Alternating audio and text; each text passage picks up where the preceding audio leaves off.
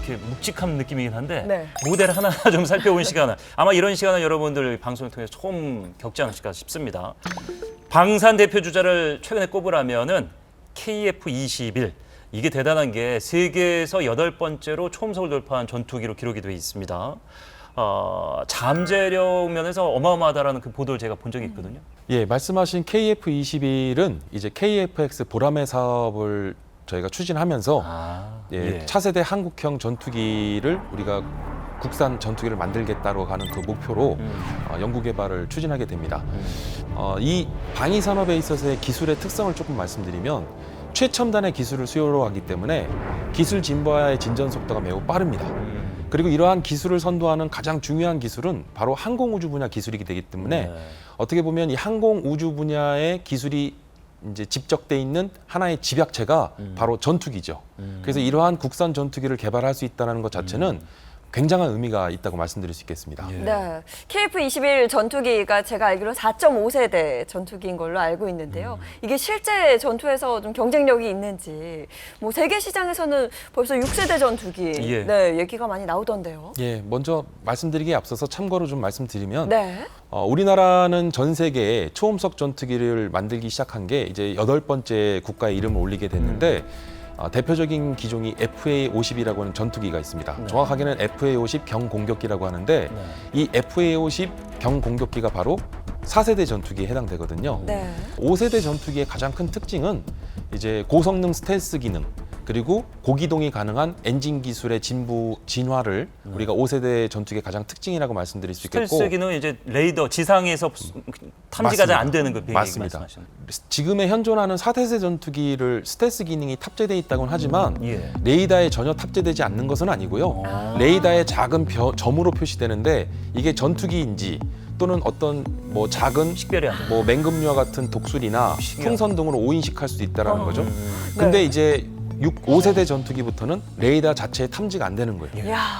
그리고 이제 6세대 전투기의 가장 큰 특징은 네. 이제는 전투기를 조종하는 전투기 조종사의 부담을 경감시켜주기 위해서 이제 AI 기반으로 진화를 합니다. 자동 뭐 그렇죠. 항로 설정이나 뭐 맞습니다. 조종관 안 잡아도 되는. 예. 그래서 이제는 6세대 전투기는 예. AI라고 하는 인공지능 기술이 탑재된 최첨단 기술이 탑재된 하나의 집약체로서 설명드릴 수 있는데 사실 전투기를 구분할 때는 4세대냐 5세대냐 이렇게 구분을 하지 4.5세대로 구분을 하지는 않습니다. 네. 다만 KF-21은 아직은 개발이 완료되지 않은 현재 개발 중인 진행형이다.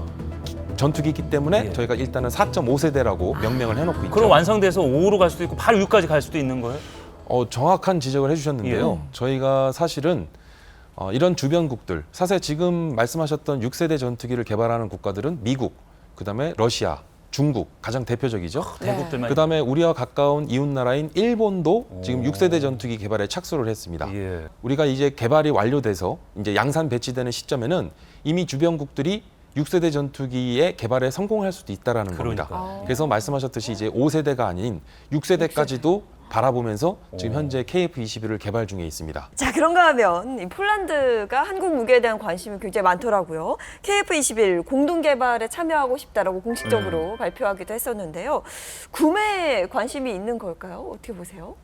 폴란드가 KF-21 전투기 개발 사업에 관심을 갖는 것은 굉장히 고무적이라고 볼 수 있습니다. 이제 다만 폴란드 정부에서 그런 입장을 내긴 했지만 예. 아직 현재 우리 정부나 또는 한국항공우주산업 카이죠. 이 KF-21을 개발하고 지금 생산을 하게 될 이제 카이도 공식적인 입장을 아직 밝히지는 않고 있어요.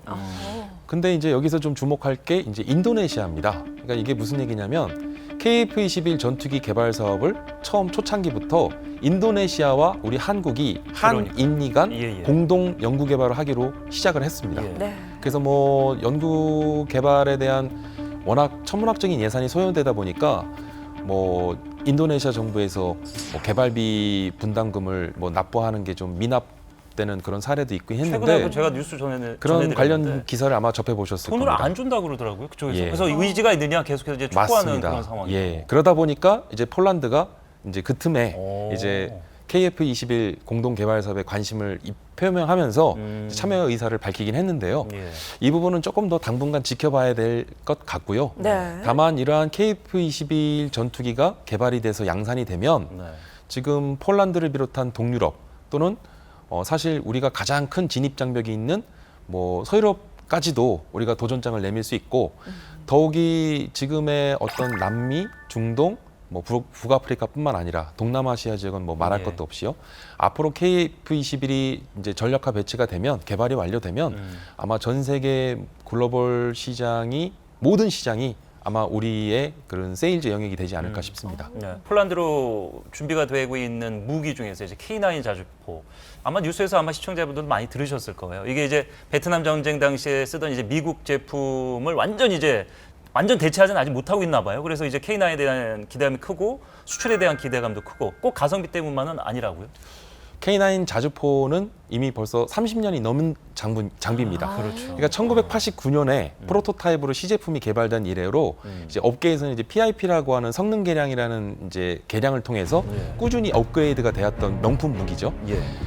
수주 기준으로만 보자면 전 세계 자주포 시장의 마켓시어의 70%를 점유하고 있는 정말 실로 대단한 우리나라의 명품 무기 체계라고도 말씀드릴 수 있겠는데 전 세계 자주포 시장에 이제 베스트셀러가 된 거죠.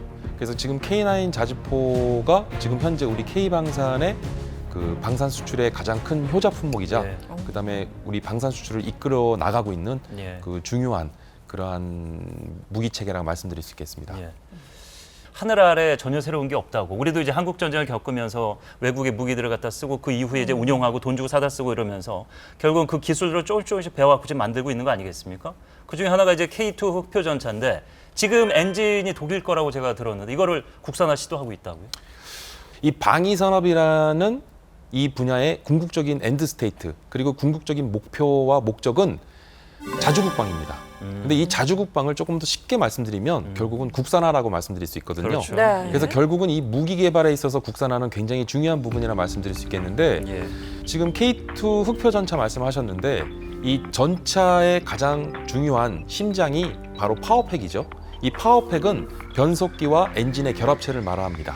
그래서 기존에 우리 현대로템이 생산하고 있는 K2 흑표 전차의 파워팩은 독일의 MTU 또는 MTU라고도 발음하는데 독일의 MTU사의 파워팩을 수입해서 쓰던 거예요. 근데 우리나라에서는 S&T 중공업에서 이미 파워팩을 개발했는데 예. 시험 평가 기준도 굉장히 높았어요. 그러니까 이게 좀 상식에 맞지 않는 무리한 시험 평가 기준과 그다음에 ROC라고 하는 작전 요구 성능에 지나친 이런 리퀘어먼트 요구 사항이 많았기 때문에 예. 사실 S&T 중공업의 파워팩뿐만 아니라 네. 아마 전 세계 거의 모든 나라에서 생산하는 전차용 파워팩이 우리나라의 작전 요구 성능 ROC와 시험 평가 기준을 충족할 수 있는 그러한 제품이 있었겠느냐라고 하는 반문이 나올 정도로 지나치게 높은 요구를 했던 것이 좀 숨겨진 배경이 있습니다. 자, 무기에 대한 이야기 나눠보고 네. 있는데요. LSAM에 대한 질문을 좀 드리고 싶어요. 우리 군이 독자 개발하고 있는 LSAM, 뭐 한국형 사드이자 미사일 방어 핵심이라고 평가를 받고 있습니다. 정확히 이게 뭔지 모르겠어서 좀 쉽게 좀 설명을 해주시죠. 이제 우리가 얘기하는 이제 사드 체계라는 것은 대공 미사일 요격 체계를 얘기합니다. 예. 네. 그리고 우리나라의 뭐 킬체인이나 KAMD나 이런 것들이 다 이제 한국형 대공 방어 체계를 일컫는 용어들이거든요.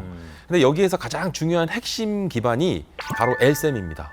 이 LSAM이라고 하는 장거리 지대공 미사일을 통해서 우리가 탐지 식별된 적의 미사일이나 적의 요격해야 되는 요격 물체를 빨리 탐지를 해서 먼 거리에서 요격을 시도한다면 미리 네. 미리 터트리면 이제 피해가 성공 생기겠죠. 확률도 높고 피해도 그러니까요. 훨씬 더 줄일 수 있기 때문에 이 사거리가 장거리 요격 발사가 가능한 장거리 네. 그러니까 정밀도 타격이 돼야 되기 때문에 장거리의 정밀 타격 체계를 완성시키는 거. 그래서 LSAM이라고 하는데 이제 롱셈이죠. 장거리 지대공 미사일이 되겠고. 그래서 우리나라에서는 이 장거리 지대공 미사일인 LSAM을 이제 국산화에 개발에 성공했고 네. 지금 중동 지역을 비롯한 해외 여러 나라로부터도 지금 러브콜을 받고 있는 상황입니다. 그럼 이번에는 전략 미사일인 현무 미사일에 대해서 좀 묻고 싶습니다. 알기로는 이게 거의 뭐 핵에 버금가는 위력을 가지고 있다. 그래요? 어마어마하다 이런 평가를 받고 있어서 구체적으로 이것도 어느 정도인지 좀 궁금하네요. 예, 우리나라가 이제 가장 큰 위협인 북한의 핵과 그다음에 북한의 미사일 위협으로부터 우리가 대응하기 위해서 개발하기 시작한 전략 무기입니다. 네. 그래서 이 현무는 말 그대로 괴물 미사일이라고도 얘기를 하고요. 그다음에 이 현무의 파괴력은 핵 파괴력과 버금갈 정도의 무시무시한 파괴력을 갖고 있습니다. 이 현무 체계는 기본적으로 이제 미사일 체계고요. 그래서 미사일은 크게 두 가지, 탄도미사일과 순항미사일이 있는데 네. 탄도미사일은 포물선을 그리면서 나가죠. 네. 근데 순항미사일이라는 것은 일반적인 탄도미사일과는 다르게 발사 이후에 상하, 수직으로, 그다음에 좌우로 방향을 조정할 수 있어요. 근데 이 현무 미사일은 이러한 탄도미사일과 순항미사일의 두 가지 특징을 다 갖고 있어요. 이야. 그다음에 현무 미사일은 기본적으로는 지대지 미사일로 개발이 됐는데 네. 현재는 함대지 및 잠대지 미사일로 개발이 완료됐습니다. 무슨 뜻이냐면 그러니까 물 위에 맞습니다. 물 속의 잠수함도 공격할 수 맞습니다. 있다. 이 현무 미사일은 지대지 그리고 함대지, 잠대지 등으로 활용이 가능하고 탑재 유형에 따라서 그리고 말씀드렸듯이 탄도미사일과 순항미사일의 두 가지 유형을 복합적으로 사용할 수 있는 전천후 미사일이라고 말씀드릴 수 있겠습니다. 뭐 저 같은 무기네요. 아, 전천후. 네, 전천후 주말에는 스포츠 아나운서. 중계도 네. 했다가 평일에는 뉴스도 했다가 낮에는 녹화도 했다가 제 뭐 스타일이시네요. 멀티플레이어다 네. 이렇게 보면 되겠습니다. 제 스타일이십니다. 네. 이렇게 고백을 또 방송에 받기는 오랜만이죠.